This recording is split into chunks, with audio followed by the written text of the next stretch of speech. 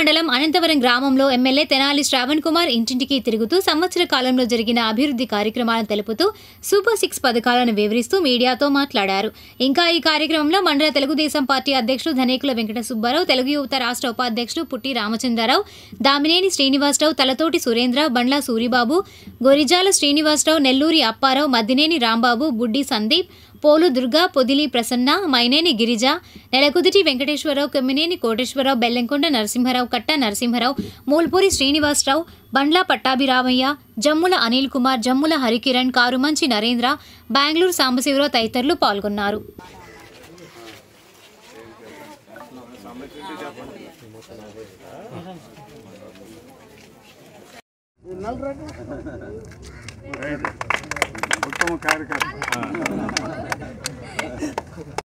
అనంతవరంలో సుపరిపాలనలో తొలి అడుగు కార్యక్రమాన్ని నిర్వహించడం జరుగుతూ ఉంది. ఎక్కువ మంది చాలా సంతృప్తిగా ఉన్నారు. అనంతవరంలో మేజర్గా మంచినీటి సమస్య చెబుతున్నారు, కొన్ని రోడ్ల సమస్య ఉంది. ఈ సమస్య తప్పకుండా పరిష్కారం చేస్తాం. ముఖ్యంగా రాబోయే 10 రోజుల్లో గ్రామాలకు సంబంధించిన డిపిఆర్లు రెడీ అవుతున్నాయి. డిపిఆర్ రెడీ అయినప్పుడు మొత్తం ఒకసారి చూస్తాం. ఇప్పుడున్న నీటి కంటే ఎక్కువ నీరు, కొత్త పైప్ లైన్లు, అండర్గ్రౌండ్ డ్రైనేజీ, రోడ్లు ఏదైతే మిగిలిపోయి ఉన్నాయో లేకపోతే అవసరం అవుతాయో, ఎక్కడ అవసరమైతే అవన్నీ వేయడం జరుగుతుంది. కానీ ఎక్కువ శాతం సిఆర్డీ సమస్యలు పెన్షన్లకు సంబంధించి కానీ, ప్లాట్ల డెవలప్మెంట్కి కానీ, తర్వాత కొంతమందికి ఇంకా కొత్తగా టిడ్కో హౌసెస్ అవసరం అని కానీ, ఇవన్నీ కూడా సిఆర్డీకి సంబంధించిన సమస్యలే ఎక్కువగా కనిపిస్తూ ఉన్నాయి.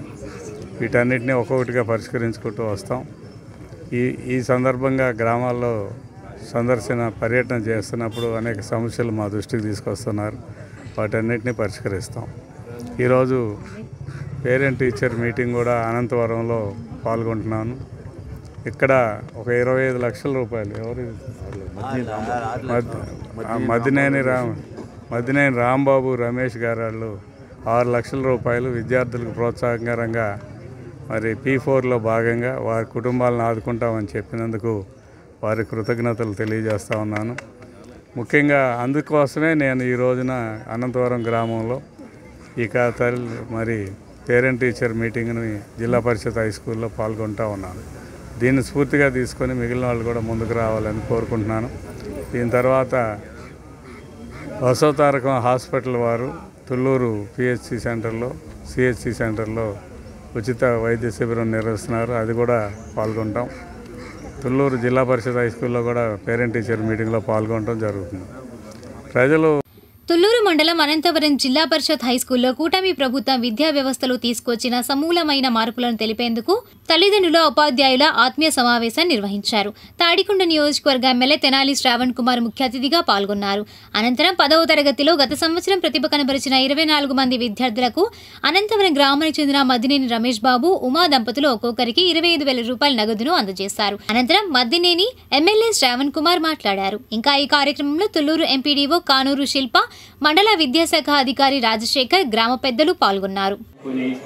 మంచి ఉద్యోగాలు తెచ్చుకుంటేనే మీ తల్లిదండ్రులు పోషించగలరు, మీ పిల్లలు, మీ ముందు జనరేషన్ కూడా మీరు ఈ పేద నుంచి బయటపడతారు. సో దానివల్ల కూడా మేము కూడా మా వంతు కొంత సహాయం చేద్దామని మా వల్ల ఏంటి మేము చేస్తున్నాము. అదేవిధంగా మీరు ఇంటర్మీడియట్ తర్వాత డిగ్రీ చదువుకున్నప్పుడు కూడా ఈ సహాయం కొనసాగుతుంది. అది మీరు స్కూల్ వారిని కాంటాక్ట్ చేస్తే ప్రతి సంవత్సరం ఈ ప్రోగ్రామ్ 10th పిల్లలు జరుగుతుంది. అదేవిధంగా 10th తర్వాత ఇంటర్మీడియట్ డిగ్రీ చదువుకున్న వాళ్ళు కూడా అప్రోచ్ అయ్యి నీట్ బేస్డ్ అంటే అవసరమైన వాళ్ళు అప్రోచ్ అయితే స్కూల్ కమిటీని తప్పకుండా వాళ్ళకు కూడా ఈ సపోర్ట్ కొనసాగిస్తాము. విద్యార్థులు మరియు తల్లిదండ్రులు, గ్రామ నాయకులు, అలాగే ఉపాధ్యాయేతర సిబ్బంది అందరికీ కూడా నమస్కారం తెలియజేస్తాను. ఎంతో సదుద్దేశంతో రాష్ట్ర వ్యాప్తంగా ప్రతిష్టాత్మకంగా ఈ కార్యక్రమాన్ని ఇది 2వ సంవత్సరం జరుపుతూ ఉన్నాం.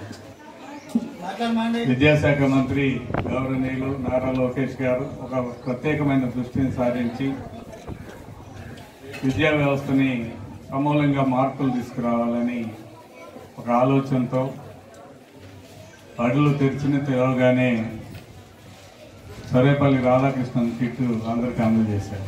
పుస్తకాలు కానీ, దుస్తులు కానీ, ఇతర వస్తువులు కానీ, నాణ్యమైన భోజనం కానీ, ఇటువంటి సౌకర్యాలు ఏవైతే ఉన్నాయో అన్నిటినీ కూడా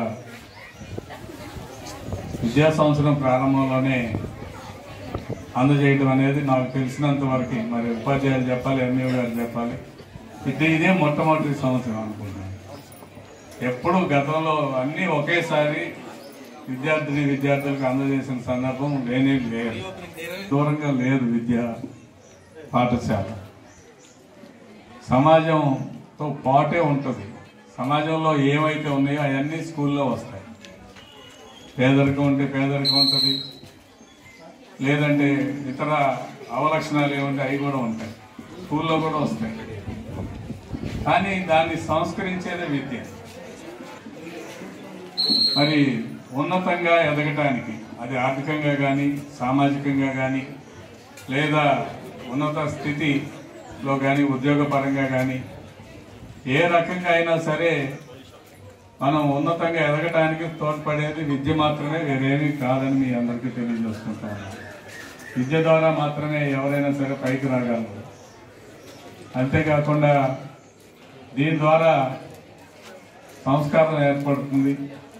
ఆ సంస్కారం ఇంట్లో దొరకపోవచ్చు, కానీ ఉపాధ్యాయులు స్కూల్లో నలుగురిని చూసి కానీ, లేకపోతే వారు వ్యవహరిస్తున్న తీరును పట్ల కానీ, వారు పిల్లలతో వ్యవహరించే విధానం కానీ, వారు పెద్దల పట్ల చూపించే గౌరవ మర్యాదలు కానీ, లేదు ఎవరైతే ఉన్నత స్థాయికి ఉన్నవారు వారిని గౌరవించుకొని ఆహ్వానించి సమాజ అభివృద్ధిలో వాళ్ళు చూపించే చొరవని అభినందించడంలో కానీ, వీటన్నిటిలో కూడా మరి సంస్కారం అలవడుతుంది. చాలామంది విద్యార్థులకి చాలా అనుకుంటారు. చాలామందికి నేను చాలాసార్లు చెప్తున్నాను,